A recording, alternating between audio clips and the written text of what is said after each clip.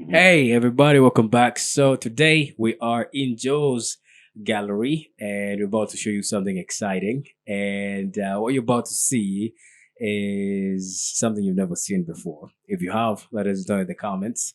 But other than that, I'm gonna let Joe take it from here. Yeah, thank you very much and welcome. This Sandy. is our private gallery. Uh-huh. We've been collecting these pieces for the last 24 years, more or less, and so we have a collection spanning over 20 years. Interesting. And we've been selling mostly to collectors locally, Yeah. international collectors Uh-huh. globally, and other galleries that carry also important pieces. Um, Yeah, so generally it's a whole spectrum of people interested with good pieces of African art, Yeah. including interior designers, Including interior designers. who are mostly maybe doing possibly right now we deal mostly with interior designers doing a little bit of more high end spaces. Nice. Yeah, that people appreciate a whole different caliber of art. Interesting. Yeah. So what do we have here today?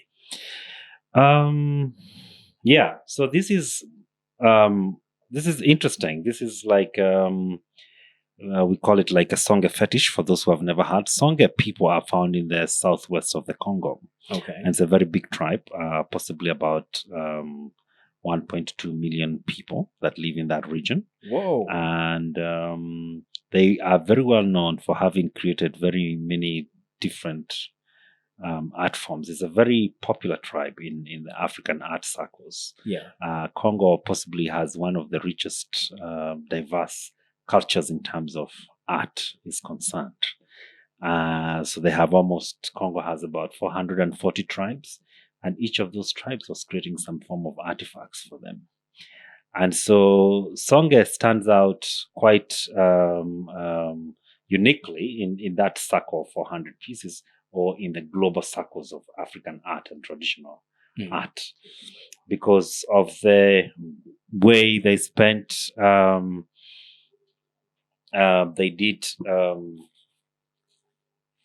They did the arts and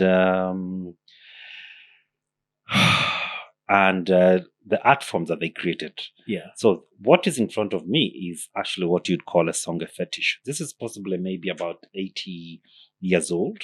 It's got extremely very nice patinations with old beads that were collected a long time. These beads were mostly to adorn the piece. They are mostly old beads that were collected possibly in the 1800s or whenever.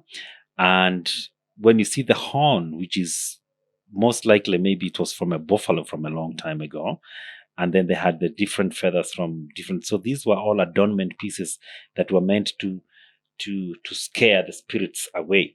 And these were mostly used to protect a whole community from bad omen and bad spirits, and so they were like almost like mini gods for the community. So there were big fetishes that were used to protect the society and things. So they had quite big significance and rituals um, that came along with the pieces tagged. It was only kept by the elders in the community. It was not kept by any ordinary person. So, and it would be brought out when there was famine, when there was too much rains or floods, and when there were many diseases, and they would want to ostracize the diseases. So they worshipped and had ceremonies to protect the community. So this figure sitting right in front of us Yeah, was well respected of course. Yes. 80 years ago. Yeah. People took it seriously. Yeah. And unlike anything people tell us, Yeah. and it had everything you've explained sounds everything positive that the people wanted, Yeah. in bad crisis. Yes. I mean, that's a symbol of hope. So this right now is a symbol of significance and hope. It's actually like a god. It was like almost like a god for them. Yeah. Yes. And so they have been doing these pieces for quite very long time. Yeah. And there's some that were done in the 1800s that you can see in the Tavaran museums. This was mostly maybe a replacement piece, meaning there were other pieces that maybe they were sold a long time ago, or they got worn out, or they were bought out. And so this was found in one of the villages in that region of the Songe people. Whoa. Yes. So you found this yourself? I didn't find this myself. I think some other people found it themselves, Yeah. and we traded for something. Interesting. Yeah. All right. So. And so there's many diverse different pieces that come up overall in the Congo. So, and many pieces would have different significances. On the back here, you have the different masks that came from different tribes. We have one here that came from the Lega tribe. They are very well known. It's possibly one of the most solid cultures that actually exists in the world. Not many people will tell you that the Lega culture, up to today, still practices using their masks and using their items, Yeah. and they still have their sacred initiation ceremonies happening up to today. That nobody else who is not a Rega is allowed to attend their Bwami ceremonies for rituals and initiation. Yeah. So different things. We still find some things that have been used in the villages that we get them for sale, and we love it. Wow. This is Yeah. quite unique. I really love this, to Yeah. be honest. Yeah, it's very simplistic. It's a very simplistic face and the beauty of the legs. And when you look at it, it's almost like a heart shaped, and you can see the beauty of the eyes, and you can almost see like it's almost like has almost like an animal feel to it, but still quite typical of the Lega, of their own simplicity, but yet very dramatic, but still very beautiful. Yeah. Yeah. Looks like a jovial, Yeah. but good mood, Yeah. good vibe. Yeah. I'm not sure that those are the words to use Yes. in this particular Yeah, case. yeah. It's got its own dynamism. Yeah. Something else I would maybe show. Maybe I could talk about this one. This is also from the same Lega tribe, and it's very interesting piece. But it's one of those rare pieces that I actually found. But when you look at these pieces, what you see, if it's a very short piece, is almost 22 centimeters. Yeah. When you kind of analyze it, you can actually see it almost has a very mature feel to it, like an adult human. But also the proportions are mostly have an infant feel to them. So you see, it has a dynamic of maturity, and it also has the dynamics of an infant. Yeah. And that is mostly the pieces will always be symbolizing the continuity of our life cycles. That the older people and the younger people are very much connected, and the cycle continues as the world progresses. So this is like the appreciation and So acknowledgement of life. So it's a fetish that appreciates continuity of life cycle. Wow. Yes. Powerful stuff. Yeah. Yeah, guys, what do you So think? we had a lot of different stories that were being told by these pieces, and so they didn't just mean they're not just pieces that were created. The artists had their own message, and they had their own purposes that were created, and their own rituals that specifically they were created for. Yeah. And that is the power. That is the power of the objects. Wow. Yes. Powerful stuff. Yeah. Yeah, I mean, guys, don't be scared. I think you have a question, just leave it in the chat. I also leave his website so that you can ask more questions. You can find a lot of his contacts on his website and social media pages. On Instagram, it's Africa Gallery Antique. Africa Gallery Antique. Yes. .com. That's the Yes, website. that's the website, and also Gallery Antique Uganda on Instagram. We're also on Facebook, Gallery Antique Uganda. We're also on Facebook. And also on Facebook. Yes. All right, guys, pop the questions down there. Yeah. Be sure to ask. Don't let it, sit in your guts and go and solve. Yeah. He's been doing this for 20 years, so he knows what he is doing. It's 25 years. It's been quite a journey. I'm not sure whether it's the right thing, but 26 actually. That's what you Yes. 26 years. But I started dealing with the old things possibly about maybe 17 years. It takes almost like 7-8 years to learn.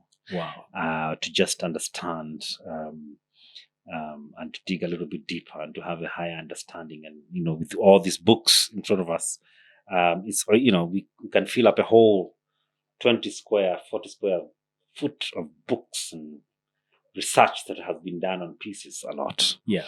And so it takes quite time to just read and understand and to know, and including our own African cultures. Even where we sit, it's very interesting that there has been research. The Western countries have invested quite a lot of money with research. And we Wow. should be very, very aware that unless we research and really study hard, we are always left behind. Yeah. We Yeah. must, yes, we are never going to get any results without investing our time and resources. We must invest money in research in all different forms. Very well said. Yeah. Yeah. In all different areas, we must invest our time to study and understand. What is that spear over there? I just can't. Is that Oh, that's hippopotamus? very interesting. Yeah, you should bring it down. Yeah, bring it over here. That's a very interesting one. That one I found it. That one very interesting. You find that one. Yes, this is a very interesting one. This one I found in one of the in one of the roads. I had gone to Masai Mara and I stopped in one of the shops, and they had a very rare shield that I've never seen before in my 22 years career. And I found it there, and it happened that it was actually a Pokot shield. So I've seen many shields over the years, but this was it's very unusual one that I found that it comes from the Pokot tribe in Kenya, Yeah. with a very interesting form. The skin, I can tell it was from an elephant. And it was a Elephant fighting skin, shield. Yes. Yeah. It was a really fighting shield. But, just found it in the market. But it was, it's quite a cute thing. And it's preserved. Maybe should be in a museum somewhere in Kenya. But, here it is. Yeah. Wow. I mean, it's quite sturdy. And, Yeah. It gives the vibe of war. Yeah. War is even a young person moving miles and in search of greater things, but is ready for any sort of outcome. Yeah. So different items. I just said, if it was possible to run around the camera, you could have seen a little bit more. But there's quite a lot from different areas, and the upper ones. I don't know whether the camera goes all the way up there. The other ones are no. But let me see. Let's go up. Yeah, up is the Sudanese from the Dinka. They are Dinka headrests that come from the Dinka people, and they did very exquisite forms of headrest from a long time ago. And they used to have little straps that they would hang them on their waist as they walk around, and they also used them as pillows at the same time. On the other hand, the different masks, they also come from very many different tribes, predominantly from the Congo. They seem to have taken the day in the traditional arts of carving masks on different things. And we have trumpets and all the different things that were being used a long time ago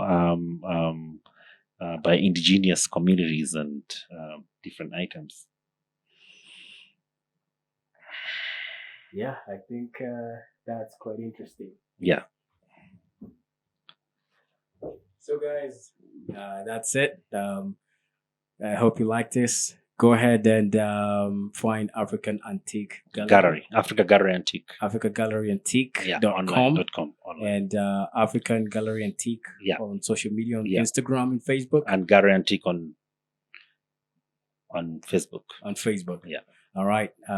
Also, remember to like and subscribe. Ask a bunch of questions. We'll definitely visit this place, organize how you can land here.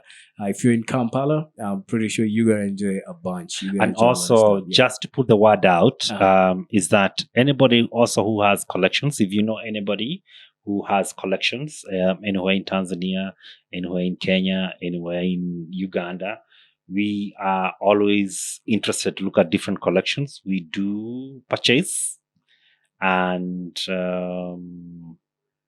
we are always interested to collect. Yeah. So anybody who has family members or who knows people who have collections from the 1960s, we are always interested. Well, so if you're in Nairobi, if you're in Mombasa, wherever you are in this region, we'll come and find you if you have something. Well, there you have it. All right. Thank you very Yeah, much, Mr. Joe yeah, Nixon. yeah. Thank you Thanks too, for the Alan. tour Yeah, of your gallery. yeah. It's always a pleasure. Thank you. All right, guys. Until next time. Ciao. Cheers.